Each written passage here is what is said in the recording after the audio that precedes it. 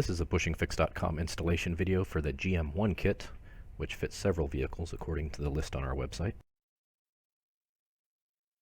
The original cable end looks like this, and it comes in two pieces that are clipped together, the main body, and there's an insert. And that insert has a metal spring clip in it, and we'll need that spring clip later.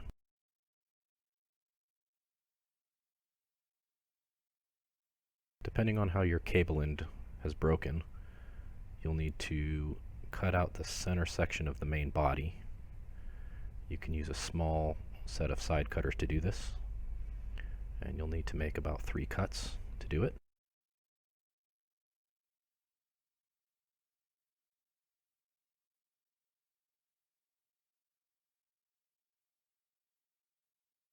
And once you've got that center section out, it probably won't be perfectly flat, so you'll need to file down the little edges there in order for the bushing to fit.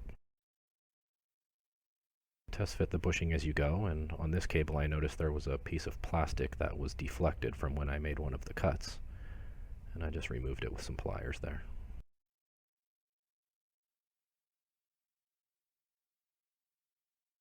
After test fitting the bushing, check and see that the lever protrudes far enough through the bushing that you can get the clip on, and if it doesn't, you may need to file off the little piece that protrudes from the main body.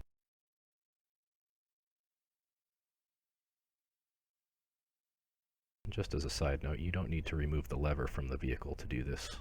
You can test fit everything on the vehicle. After a little bit of filing to where it's about flush,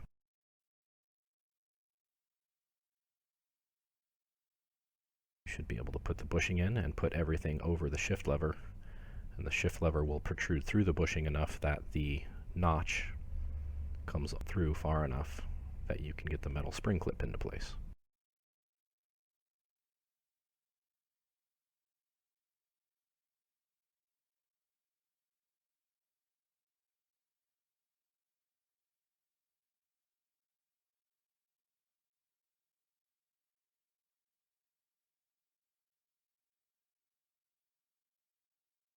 If the retainer for your spring clip isn't damaged, you can get the spring clip out by using a pocket screwdriver and just pressing it out far enough that you can put the screwdriver in there and pull it out the rest of the way.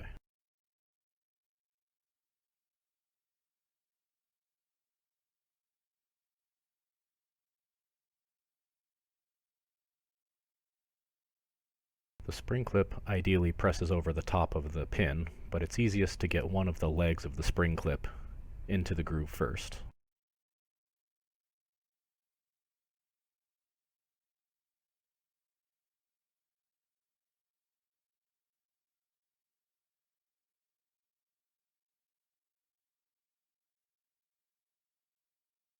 Once you've got one leg in, you can press the other leg down with the screwdriver.